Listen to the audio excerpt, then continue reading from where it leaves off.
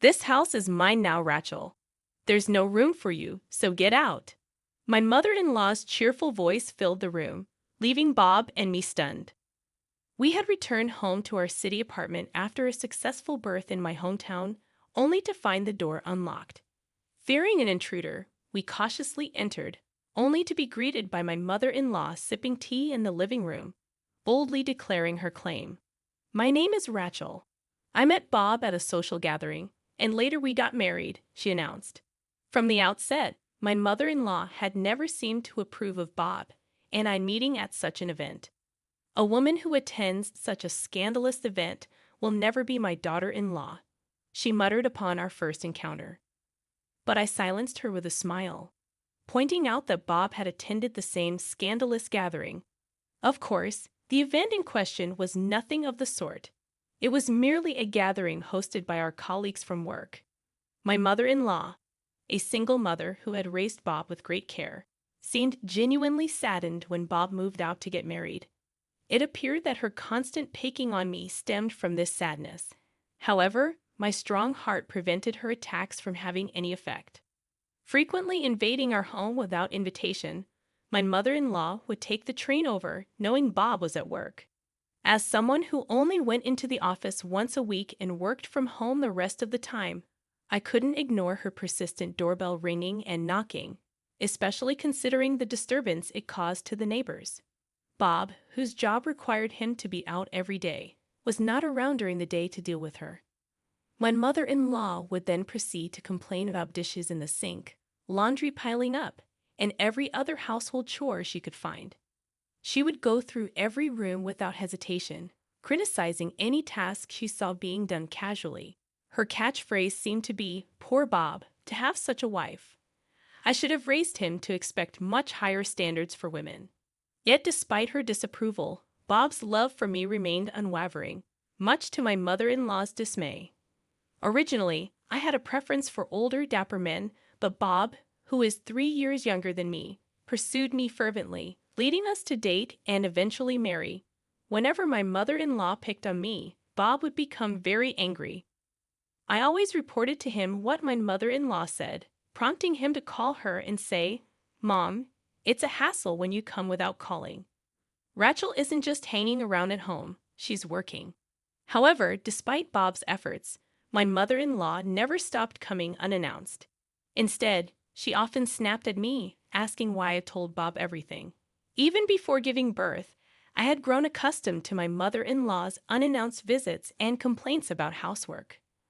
I no longer directly confronted her complaints. Instead, without taking my eyes off the computer screen, I casually responded to all her grievances with, I'm sorry, I'll do it next time."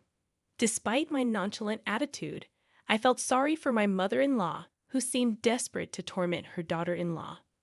Bob and I shared the housework, and I didn't pay much attention to my mother-in-law's complaints, simply thinking, she's at it again. However, her words when I reported my pregnancy were particularly harsh. "You're pregnant, child? Is it Bob's?" Bob and I hugged each other in joy, his excitement evident as he gently stroked my flat belly, expressing his eagerness to meet our baby. Yet my mother-in-law seemed to insinuate that I had conceived with another man. Was my instinctive response, which only seemed to fuel my mother-in-law's anger. She continued with a scowl, accusing me, "You've betrayed Bob and conceived a child with another man, haven't you? After all, you're unattractive and 3 years older than Bob. A woman like you and my Bob couldn't possibly have a child." Her confident statement ignited my fury, and I exploded, "That's impossible. Please, go home." With that, my mother-in-law left the house, laughing and taunting, "See, you're angry because I hit the nail on the head. I'm going to report this to Bob." True to her word, my mother-in-law likely told Bob that I was attempting to deceive him into raising a child from another man. But Bob swiftly shut down her accusations with a simple, "That's impossible. Rachel would never hurt me." His laughter and kindness warmed my heart, and I felt genuinely grateful to be married to him. Several months had passed since I discovered I was pregnant, and I had returned to my childhood home to prepare for the birth. Since my family's home was quite far from Bob's office, he usually stayed behind at our apartment. "I missed you when you're not home, Rachel," Bob would tell me. While I found his sentiments sweet, I also cherished the opportunity to spend quality time with my parents in my family home. The day of my labor finally arrived, and as soon as my mother informed Bob, he immediately took time off work and rushed over. Seeing me in pain, Bob held my hand, his eyes welling up with tears as he whispered, "I wish I could take your place." In my delirium from the pain, I yelled back, "Then do it," followed quickly by an apologetic, "Sorry, Rachel, I can't." Of course he couldn't, but Bob remained a steadfast source of encouragement throughout my labor. Finally, after what felt like an eternity, I gave birth to our baby. As they placed our tiny newborn in my arms, a warmth flooded over me. Was this what it meant to be a mother? Overwhelmed with emotion, tears streamed down my cheeks. Bob, too, was deeply moved, repeatedly expressing his gratitude towards me. We named our son Jacob and spent several peaceful days at my family's home as we adjusted to our new roles as parents.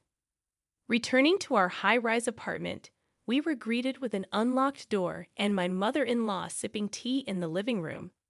Despite her demeanor, acting as if the apartment belonged to her, I was puzzled as to why she was there in our home.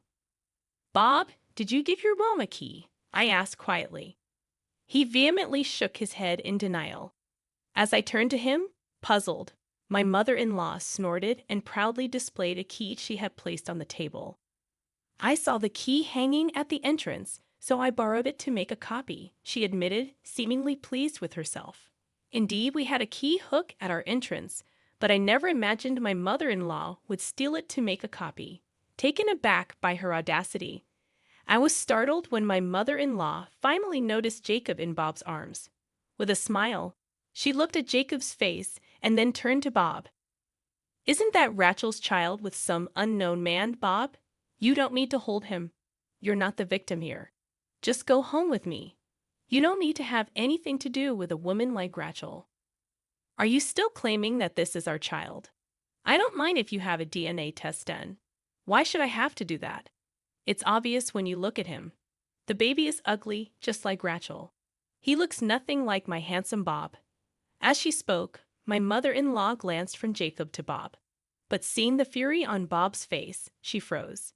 Bob's glare was intense, his expression furious. "Bob, I've always told you not to come to our place without asking and not to say mean things to Rachel. And yet you've made a duplicate key and come here. What is this?"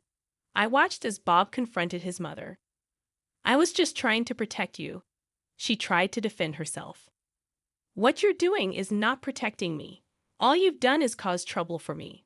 Rachel is not ugly. She's beautiful. And Jacob has a cute face. Don't insult my family," Bob asserted firmly.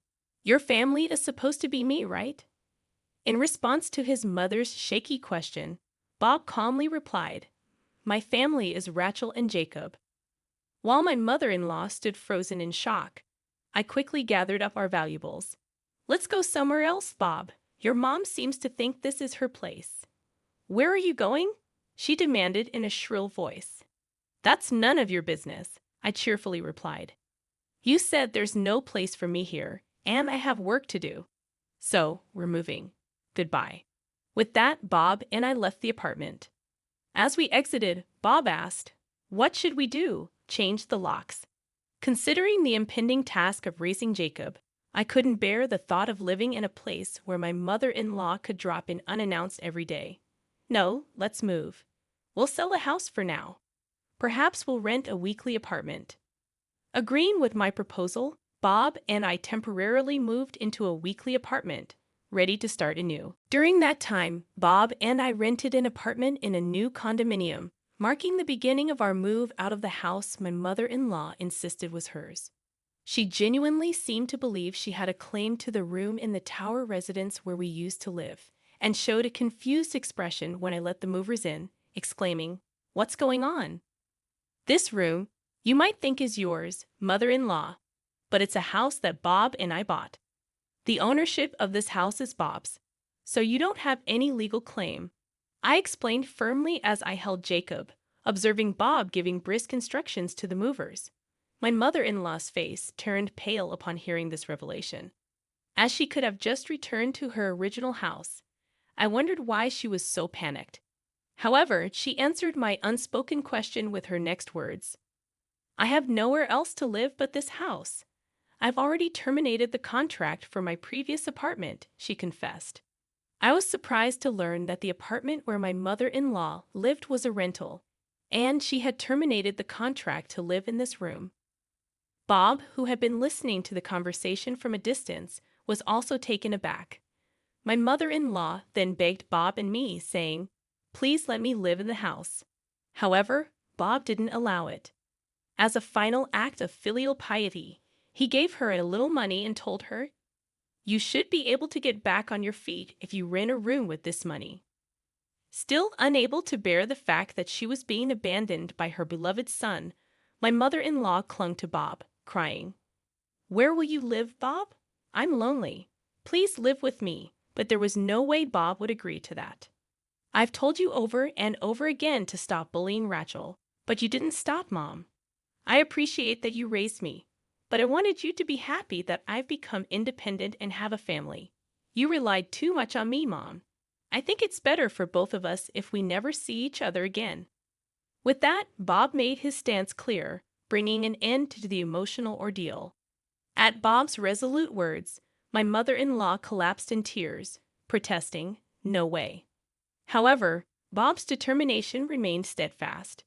Since I hadn't shared the address of our new apartment with her, my mother-in-law could no longer come uninvited. The thought of not having to see her anymore brought immense relief. On the night we completed the move, my mother-in-law, who seemed to have calmed down, called Bob and me numerous times.